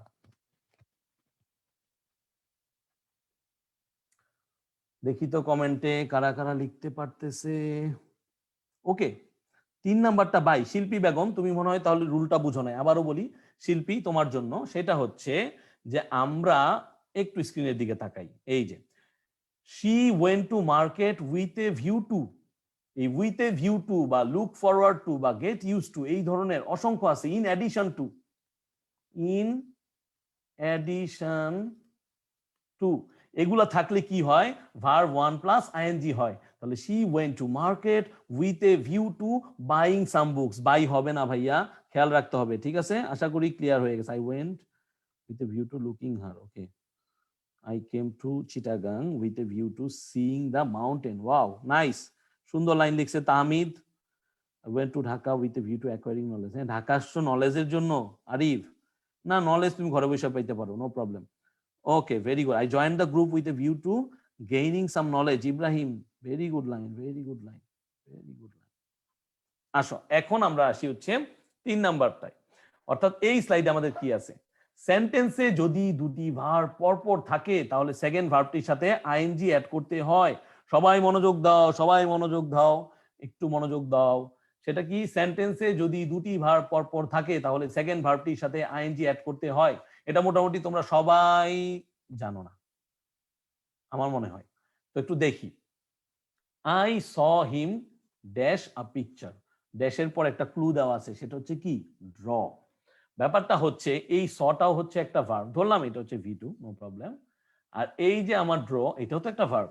তাহলে এই পরপর যদি কোনো ভার্ব কি হয়, ইউজ হয়, প্রথম ভার্বটার পর সেকেন্ড ভার্বটা যদি ইউজ হয়ে যায় তাহলে কি হবে, draw plus ING. That means I saw him drawing. ঠিক তেমনি আবার যদি আরেকটা লাইনে দেখি, হি স্টার্টেড, তাহলে দেখি অলরেডি এটা একটা কি, ভার্ব। এটা হচ্ছে আমার ভার্ব। তাহলে এটার পরে আবার কি আছে, স্টাডি। তাহলে একটু লক্ষ্য করো, এটার পরে আর অন্য কোনো ওয়ার্ড নাই। সো বুঝতে পারছি দুইটা ভার্ব পর পর ব্যবহৃত হচ্ছে। তাহলে দ্বিতীয় ভার্বটার সাথে কি হবে, দ্বিতীয় ভার্বটার সাথে আইএনজি যুক্ত হবে। তাহলে হি স্টার্টেড স্টাডিং হার্ড। ঠিক আছে, বিকজ এক্সামস, এই যে exams dash at the door, ধরো এখানে আমি দিলাম বি, তাহলে তোমরা কি বলতে পারবা এখানে কি হবে, he started studying hard because exams dash at the door. এটা হবে এক্সামস আর। কেন আর হইলো, কারণ এক্সামস হচ্ছে আমার প্লুরাল। দেখছো আসলে না, মজার ব্যাপারটা কি শোনো, মজার ব্যাপারটা হচ্ছে তুমি ভার্ব করতে যাবা, রাইট ফর্ম ভার্ব করতে যাবা, তোমাকে সেই প্লুরাল সিঙ্গুলার মানে নাম্বার টেনে আনবে, পার্সন টেনে আনবে, হ্যাঁ তোমাকে টেন্স টেনে আনবে, সবকিছুই কিন্তু মাথায় রাখতে হবে, ঠিক আছে?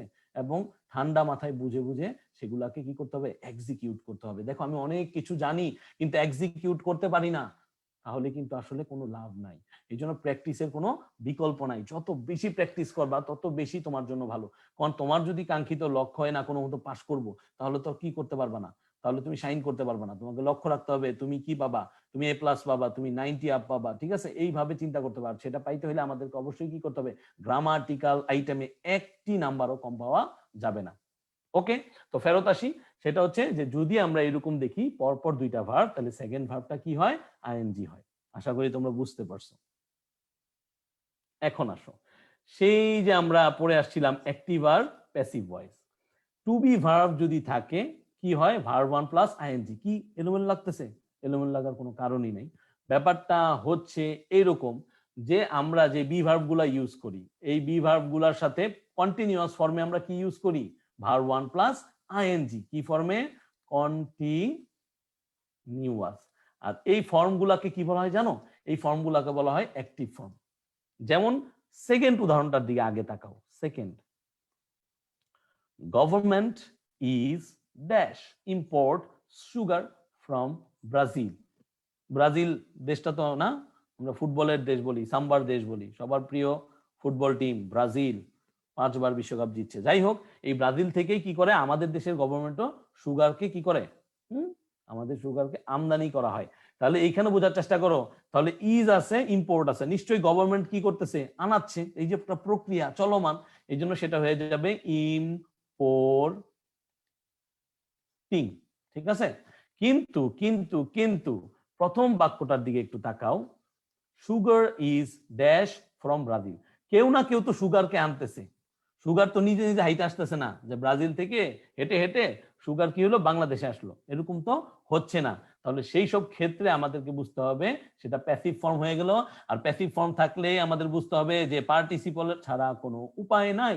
তাহলে কি হবে, সুগার ইজ ইম্পোর্টেড। কি হবে, ইম্পোর্টেড ফ্রম ব্রাজিল। তাহলে এই যে ভার্বের চেঞ্জিং ফর্মগুলা খুব ভালো করে জানতে হবে। ধরো তুমি বুঝতেছো না, তাহলে 10 মিনিট সময় নাও, 10 মিনিট সময় নিয়ে যে কোনো একটা গ্রামার বুক বের করো, বের করে ভার্বের এই ফর্মগুলো একটু পড়ে নাও, তোমারই উপকার হবে। ঠিক আছে?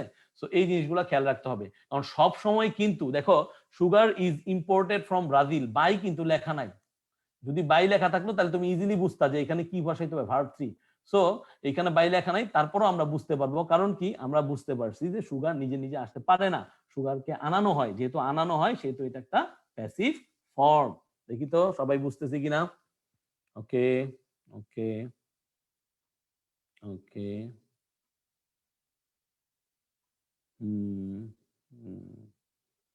আচ্ছা, আজান দিচ্ছে, হ্যাঁ আমরা তাহলে আজান দিচ্ছে, আমরা একটু ওয়েট করব, নো প্রবলেম নো প্রবলেম। আচ্ছা, মুনমুন রাজবাড়ি প্রশ্ন করছে যে বিং ইম্পোর্টেড হবে কিনা। না ভাইয়া, বিং ইম্পোর্টেড কেন হবে?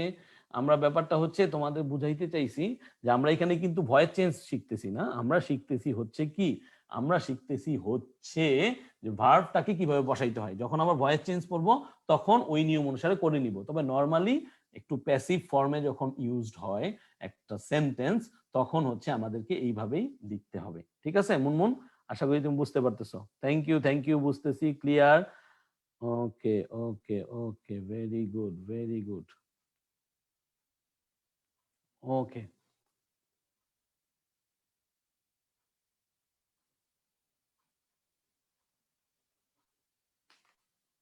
হ্যাঁ আরেকজন চাচ্ছে যে একটা উদাহরণ দিতে। আচ্ছা দেখো, উদাহরণ একটু লিখে উপরে, দা ওয়ার্ক, এখানে যদি ডু থাকে তাহলে এখানে আমরা মনে করি দা ওয়ার্ক ইজ। দেখো এই লাইনটা, the work is, the work is, তাহলে ব্যাপারটা হচ্ছে যে দা ওয়ার্ক ইজ যে আছে, আমার এরপরে কি আছে, যে দেওয়া আছে ডু। এখন কিন্তু লেখা নাই যে বাই মি, তার মানে কি আমি এখানে কি বসাবো, ইজের পরে তো ডুইং হয়, কারণ কি আমরা জানি যে কন্টিনিউয়াস টেন্স, কিন্তু দেখো এই কন্টিনিউয়াস টেন্স এখানে বসবে না, তার কারণ হচ্ছে দা ওয়ার্ক ইজ ডুইং, এটা কি কোনো অর্থ দাঁড়ায়? এটা এক ধরনের অসমাপিকা ক্রিয়া হয়ে যায়, ঠিক আছে? অর্থাৎ এইখানে ভার্বটা হচ্ছে কি আনআইডেন্টিফাইড, এই কারণ হচ্ছে ওয়ার্কটাকে কেউ করতেছে বা করে ফেলছে, সো সেইখানে না হবে ডুইং, না হবে ডু, হয়ে যাবে কি ডান, যদি বাই মি নাও থাকে। অর্থাৎ ভার্বের কি ফর্ম, ভার্বের পাস্ট পার্টিসিপল ফর্ম। আশা করি আর প্রবলেম নাই। এখন আসো সবচেয়ে একটু দেখি। ওকে ওকে ওকে, তাহলে আমাদের স্ক্রিনে আছে কখন সিঙ্গুলার কখন প্লুরাল আমি জানি না। আচ্ছা, অর্থাৎ অনেক সময় আমাদের যে প্রবলেমটা হয় যে কখন সিঙ্গুলার হবে কখন প্লুরাল হবে আমরা এটা বুঝতে পারি না। এইটা একটু বোঝার চেষ্টা করি যে সাবজেক্ট যে সিঙ্গুলার হয় ভার্ব সিঙ্গুলার হয়, সাবজেক্ট প্লুরাল হলে ভার্ব প্লুরাল হয়। এই জিনিসটা আমাদের সবাই মাথায় গেঁথে গেছে, অর্থাৎ আমাদের সবার মাথায় এই জিনিসটাই থাকে যে সাবজেক্টকে সিঙ্গুলার থাকলে ভার্বটাও সিঙ্গুলার হবে, সাবজেক্টটা যদি প্লুরাল হয় তাহলে ভার্বটাও কি হবে, প্লুরাল হবে। কিন্তু না ভাইয়া, একটু তাকাও, এইটা অ্যাকচুয়াল কথা না। কেন? এই দিকে আসো, দেখো তো তোমাদের স্ক্রিনে কি আছে, বডি, ওয়ান থিং। নর্মালি এগুলার অর্থ দ্বারাই কি, হ্যাঁ শরীর, হ্যাঁ এক অথবা কিছু। না ভাইয়া, এগুলা এরকম না, এগুলা দিয়ে বুঝাচ্ছি যে এভরিবডি, এভরিওয়ান, এভরিথিং। সো এরকম everybody, everyone, everything, nobody, no one, nothing যদি থাকে তাহলে সেই সব ক্ষেত্রে ভার্ব হবে সিঙ্গুলার। ট্যাগ কোশ্চেনের ক্ষেত্রে 100 বার সবাই জিজ্ঞেস করছি, আমরাও চেষ্টা করছি বুঝাই দিতে। ট্যাগ কোশ্চেনে এটা সবচেয়ে বেশি কাজে লাগছে, তাই না? যে everybody, everyone, everything, nobody, no one, nothing, verb হবে হচ্ছে কি আমার সিঙ্গুলার। অর্থাৎ কি, এই যে ইজ, ওয়াজ, হ্যাজ অথবা ডু ডাজ অথবা আমাদের কি মেইন ভার্বের প্রেজেন্ট ফর্মটা। তাহলে একটু দেখি এই সিঙ্গুলার অক্সিলারি গুলো কিভাবে ব্যবহৃত হয়। দেখো প্রথম উদাহরণটার দিকে, সামওয়ান ড্যাশ কামিং। তো এইটা থেকে আমরা বুঝতে পারতেছি যে অবশ্যই এটা কিছুটা কন্টিনিউয়াস ফর্ম। কি ফর্ম? Continuous form. কিন্তু এইখানে আমরা কি দিব? এখানে কি আর দিব নাকি ইজ দিব বলো তো তোমরা? আমি তো একটু আগে বলেই দিছি যে আমরা যদি সামওয়ান, সামবডি, এভরিবডি দেখি তাহলে সেই সব ক্ষেত্রে সিঙ্গুলার অক্সিলারি বসাইতে হবে, তাহলে এখানে আর দেওয়া যাবে না, এখানে হবে ইজ। তাহলে কি হবে, সামওয়ান ইজ কামিং। এরপরে আসো এভরিবডি। তাহলে এভরিবডি দিয়ে আমরা কি বুঝাতে চাচ্ছি, আমরা বুঝাতে চাচ্ছি যে সিঙ্গুলার যে অক্সিলারি ভার্ব সেটা কি হবে। সো দেখো এই এভরিবডি ড্যাশ ফ্লাওয়ার দেওয়া আছে লাইক, তাহলে এটা আমরা সবাই জানি যে সবাই আমরা ফুল পছন্দ করি, তাই না? এমন তো নাই যে আসলে ফুল পছন্দ করে না কেউ। আচ্ছা, থাকলে কিছু করার নাই, তুমি পছন্দ করা শুরু করে দাও ফুল, কারণ ফুল লাগবেই কখনো না কখনো। তাহলে everybody dash like flowers, that means everybody যেহেতু আছে, আমার সিঙ্গুলার ভার্বটা বলবো, অর্থাৎ সিঙ্গুলার ভার্ব হচ্ছে এখানে কি বলছি না, মেইন ভার্বের প্রেজেন্ট ফর্ম, তার সাথে যেহেতু এটা হচ্ছে আমার সিঙ্গুলার, তাই লাইকের জায়গায় হয়ে যাবে লাইকস। তাহলে এভরিবডি লাইকস ফ্লাওয়ার্স, এই লাইকসটা কিভাবে কাজ করে জানো? এইভাবে, ডাজ লাইক, এই কাজটা কাজ করে হচ্ছে ডাজ লাইক। ঠিক পরেরটা কি হবে বলো তো দেখি কমেন্টে, নোবডি ড্যাশ হিম, একটু দেখি দেখি কে অ্যান্সার দিচ্ছে। Nobody dash him, nobody dash him, nobody dash him. Okay, Hrithik answer দিছে লাইকস, ভেরি গুড। আমাদের ক্লাসে কিন্তু ঋতিক রোশন আছে, হ্যাঁ, আমরা শাহরুখ খানকেও আশা করতেছি, অমিতাভ বচ্চনকেও আশা করতেছি যেন ওরাও আসে আমাদের ক্লাস করতে, ঠিক আছে, no problem. Nobody hates me, আচ্ছা তোমাকে হেট করে না কেউ, Nasima, very good very good, তো একটা ভালো গুণ, তোমাকে কেউ হেট করে না। Okay okay okay okay okay nice. তাহলে নোবডি হেটস হিম হবে, কিন্তু হেইটেড কিন্তু লেখা যাবে না, কিন্তু কি লেখা যাবে না, শুধু হেইট লেখা যাবে না, লিখতে হবে নোবডি হেটস হিম, নোবডি হেটস হিম। সো এই যে ব্যাপারগুলা, এটা কিন্তু খুব ইম্পর্টেন্ট, খুবই খুবই ইম্পর্টেন্ট। এটা কিন্তু পরীক্ষায় ভুল হয়ে যায়, এটা একটু খেয়াল রাখতে হবে, ঠিক আছে। আরেকটা কথা হচ্ছে, ট্যাগ কোশ্চেনের ক্ষেত্রে যে ভুলটা তোমরা করো সেটা একটু বলি। ট্যাগ কোশ্চেনের সাথে রাইট ফর্ম অফ ভার্বস মিলাতে যাবা না, তাহলে কিন্তু প্যাচ লেগে যাবে। কারণ ট্যাগ কোশ্চেনের ক্ষেত্রে আমরা যেটা করি সেটা হচ্ছে, যেহেতু আমাদের এইখানে এই এভরিবডি থাকলে বা এভরিওয়ান থাকলে আমরা কি ইউজ করে ফেলি, দে ইউজ করি প্রোনাউনে। তো সেই ক্ষেত্রে কিন্তু কখনোই ডাজ বসতে পারে না, এটা একটু খেয়াল রাখতে হবে, এই ভুলটা সবাই হয়ে যায়। ডাজ কিন্তু হবে না, হবে ডু, দে, নাইলে ডোন্ট, দে, নাইলে ডিড দে। সবাই এই জিনিসটা একটু খেয়াল রাখবা, ওকে, ভেরি গুড। এখন আসো তো দেখি কি লাইন লিখছি, দ্য হাউজেস অফ সালাম ইন ঢাকা ড্যাশ বিগ। এই লাইনটা লেখার কারণটা কি একটু বলি।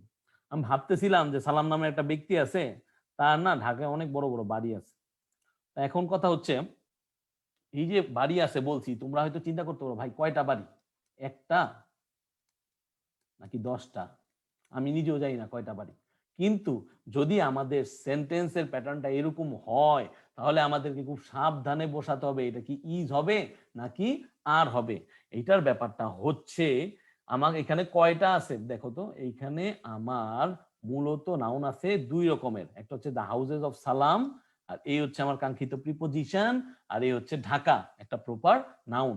কিন্তু এই ধরনের বাক্যে আমি না এই প্রিপোজিশনের আগের সাবজেক্টটা দিয়ে, প্রিপোজিশনের আগের সাবজেক্টটা দিয়ে আমরা এই ভার্বগুলোকে আইডেন্টিফাই করব, আমরা এইটাকে গোনাতে ধরবো না, এটাকে আমরা ধরবো না। তার মানে দ্য হাউজেস অফ সালাম আর বিগ হবে কেন, কারণ হচ্ছে হাউজেস, একটা হাউস বোঝায় নাই, 10টা হোক আর 100টা আমি জানি না, কিন্তু একটা বোঝায় নাই, যেহেতু একটা বোঝায় নাই সেটা সিঙ্গুলার নাই, কি হয়ে গেছে, প্লুরাল হয়ে গেছে। যেহেতু প্লুরাল হয়েছে, আর ইজ বসার কোনো সম্ভাবনাই নাই, কি হয়ে যাবে, সেখানে হয়ে যাবে আর, অ্যান্সার হবে আর, ঠিক আছে। তো এই জিনিসটা একটু খেয়াল রাখতে হবে, যে এই ধরনের ডাবল সাবজেক্ট আছে বাক্যে, একটু লেংদি বাক্য, একটু বড় বাক্য, লং সেন্টেন্স, সেই ক্ষেত্রে যদি 2 ধরনের নাউন থাকে, সেই ক্ষেত্রে যেই প্রথম প্রিপোজিশনটা হয়, ফার্স্ট প্রিপোজিশনটা, সেই ফার্স্ট প্রিপোজিশনটার আগের যেই আমার সাবজেক্টটা থাকবে, সেইটার সাথে আমার কি করতে হবে, এইখানে এই সাবজেক্ট ভার্ব এগ্রিমেন্ট করাইতে হবে। তাহলে এখন আসো এক্সারসাইজ, ইয়েস, শেষ হয় নাই, আর অনেক নিয়ম বাকি আছে। এই এক্সারসাইজটা একটু করি, দেখি যে আগে অ্যান্সার দিতে পারবা, শিওর থাকো তার জন্য কেয়া কসমেটিক্স এর পক্ষ থেকে কিন্তু পরিবেশ বান্ধব গাছ এসে পড়ছে। 5টা এক্সারসাইজ আছে, আমি 2 মিনিট সময় দিলাম, দেখি কয়জন সঠিক অ্যান্সার দিতে পারি, কমেন্ট বক্সটা একটু চেক করব।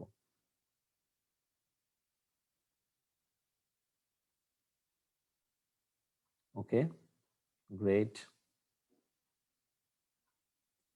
আমরা যখন সলভিং করতে যাই তখনই মজা লাগে। হ্যাঁ হ্যাঁ ভাইয়া, 8টায় ক্লাস আছে জানি, কিন্তু এটা অ্যান্সারটা একটু দেওয়ার চেষ্টা করি, 2 মিনিট সময় দিয়েছি, 2 মিনিট।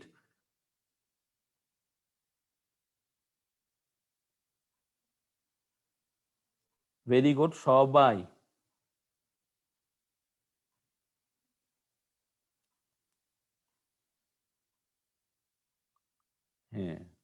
আচ্ছা ঠিক আছে, অ্যান্সার তো পাচ্ছি না, একটা একটা করে অ্যান্সার দিচ্ছে। আচ্ছা বাচ্চারা অ্যান্সার একসাথে দাও, যখন তোমরা অ্যান্সারটা লিখবা তখন কি করবা, তখন হচ্ছে ওই একটা অ্যান্সার বক্সে 5টা লেখো, বুঝছো? 1 2 3 4 5 দিয়ে। আচ্ছা যাই হোক, the task can be completed, মোটামুটি সবাই আমরা এটা লিখছি, থ্যাঙ্কস টু এভরিওয়ান। এতজন লিখছে, কে যে আগে দিছে অ্যান্সার আমি বলতে পারবো না। সো অ্যাকচুয়ালি গাছ কে পাবে আমি জানি না, এটা তুমি জানাই দাও। মিনহাস তুমি কি আসো? মিনহাস, মিনহাস যদি থেকে থাকো, মিনহাস খেয়াল করো তো যে কে সঠিক অ্যান্সার দিতেছে সবার আগে। জি ভাই আমি দেখতেছি। ওকে, তাহলে the task can be completed within 1 hour. Very good, very good. তারপরে দেখি, ওকে, স্নেহাশিস চক্রবর্তী, নিলয়, নিলয় কি করছে? Completed thinking, believe, passing, leave. Very good, দিতে থাকো, অ্যান্সার দিতে থাকো দেখি। আর যেটা বুঝো না ওইটা আমাকে জিজ্ঞেস করো। ওকে, মিথিলা পল লিখছে completed to think, believes, passing, lived. Okay, Sutapa Guha লিখছে হচ্ছে completed thinking, believes, passing, lived. Alamin Rafi, রাফিও লিখছে কমপ্লিটেড টাইমিং। রাফি টাইমিং কই থেকে পাইলা ভাইয়া, একটু খেয়াল করো তো, টাইমিং তো নাই। আচ্ছা দেখো, 2 নাম্বারটা হচ্ছে কি, দুইটা ভার্ব একসাথে আছে তাই না? তাহলে স্টপড হচ্ছে আমার verb two, whatever it is. দুইটা ভার্ব একসাথে থাকলে পরের ভার্বটা হবে কি? থিঙ্ক প্লাস আইএনজি, তার মানে হচ্ছে থিঙ্কিং। ঠিক আছে, কিন্তু আমি কিন্তু আরেকটা দিছিলাম, এটা অনেকে খেয়াল করছো না, অফ আছে। তাহলে আমরা জানি যে অফের পরে যে ভার্বটা হবে সেটা কিন্তু ভার্ব 1 প্লাস আইএনজি হবে, ভার্ব 1 প্লাস আইএনজি হবে। তাহলে এটার অ্যান্সার হবে কি? ডুইং। যারা যারা উত্তর সঠিক লিখছো থামস আপ। ওকে, নো ওয়ান, নো ওয়ান আছে, আমি এখানে সিঙ্গুলার ধরে নিব। তাহলে বিলিভ আছে, কি হয়ে যাবে? বিলিভস। কি হয়ে যাবে? Believes. No one believes a liar. তারপর দেখো 4 নাম্বারটা কি আছে? He has succeeded in. তাহলে ভাইয়া দেখো যে ইন আছে, তাহলে ইন যেহেতু আছে এরপরে যদি আমাকে বসাইতে হয় কোনো ভার্ব, তাহলে কি হয়ে যাবে? পাস ইং। কারণ আমরা শিখে আসছি না উদাহরণটা, ভার্ব 1 প্লাস আইএন জি হবে। এরপর আছে ওয়ান্স আপন এ টাইম, একটু তাকাও, দ্রুত তাকাও। Once upon a time, once আপন যেহেতু দেওয়া আছে সেহেতু এইখানে এই সেন্টেন্সটা হবে কি? হবে হচ্ছে পাস্ট টেন্স। তাহলে once upon a time there lived a king. পারবা পারবা পারবা, দেখি কে কে পারছে। There lived a, okay, I got 5। Very good Sirajum, I got 5। আমি গাছ চাই, পারুল আক্তার বলতেছে গাছ চাই। এই মিনহাজ তুমি পারুল আক্তারকে গাছ যেন পাঠানো হয় সেটা খেয়াল করবা, ঠিক আছে? জি ভাইয়া, পেয়ারা গাছ। I got 5. Okay, passing passing passing passing, good, very good, very good. আমরা সবাই পারি, আমরা সবাই পারতেছি, that's very good, very good. এখন একটু দেখি, দেখো তোমার বোর্ডে কি কি লেখা আছে। বোর্ডে লেখা আছে yesterday, ago, long since, long ago, once, once upon, last night.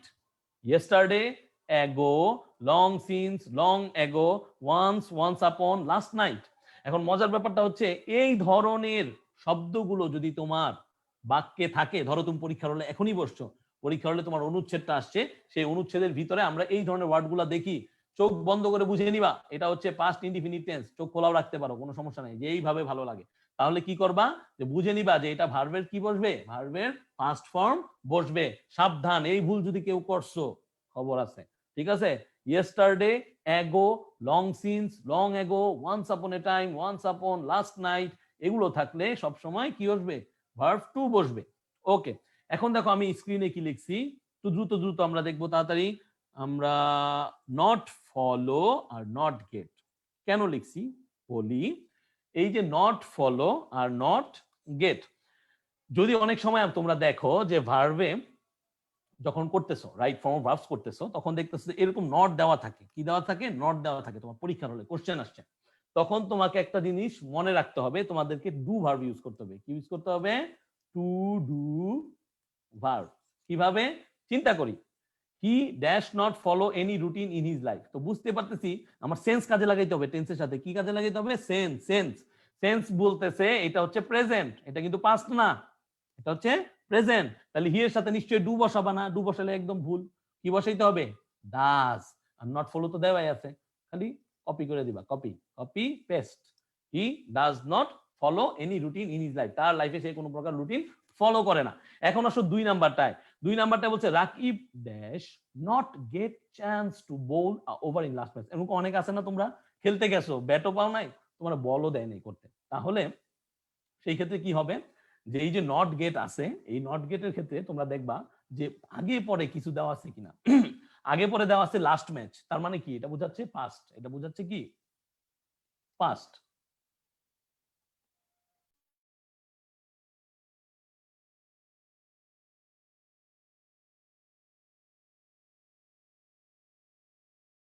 আচ্ছা সরি, তাহলে দেওয়া আছে কি লাস্ট ম্যাচ।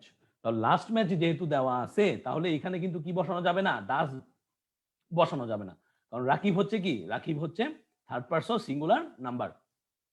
কিন্তু এইখানে ফর্মটা হচ্ছে কি, আমার সেন্স বলতেছে এটা হচ্ছে পাস্ট, তাই সেখানে বসাইতে হবে ডিড নট গেট, সেম স্টাইলে copy paste, not get. Okay, so এইভাবে করে আমাদের কিন্তু করতে হবে। দেখো আমি আবারও বলি, রাইট ফর্ম অফ ভার্বসে কিন্তু আহামরি নিয়ম আসে না, ছোট ছোট কিছু ব্যাপার আছে, এগুলোই ঘুরে ফিরে আসতেছে পরীক্ষায়। সো এই ক্ষেত্রে আমাদেরকে বেশি মাথা না ঘামায়া ছোট ছোট জিনিসের দিকে খেয়াল রাখতে হবে, এবং এই জিনিসগুলো যেন ভুল না হয় এক্সিকিউশন করার সময় সেদিকে খেয়াল রাখতে হবে। এবার দেখো একটা নিয়ম, হোয়াইল।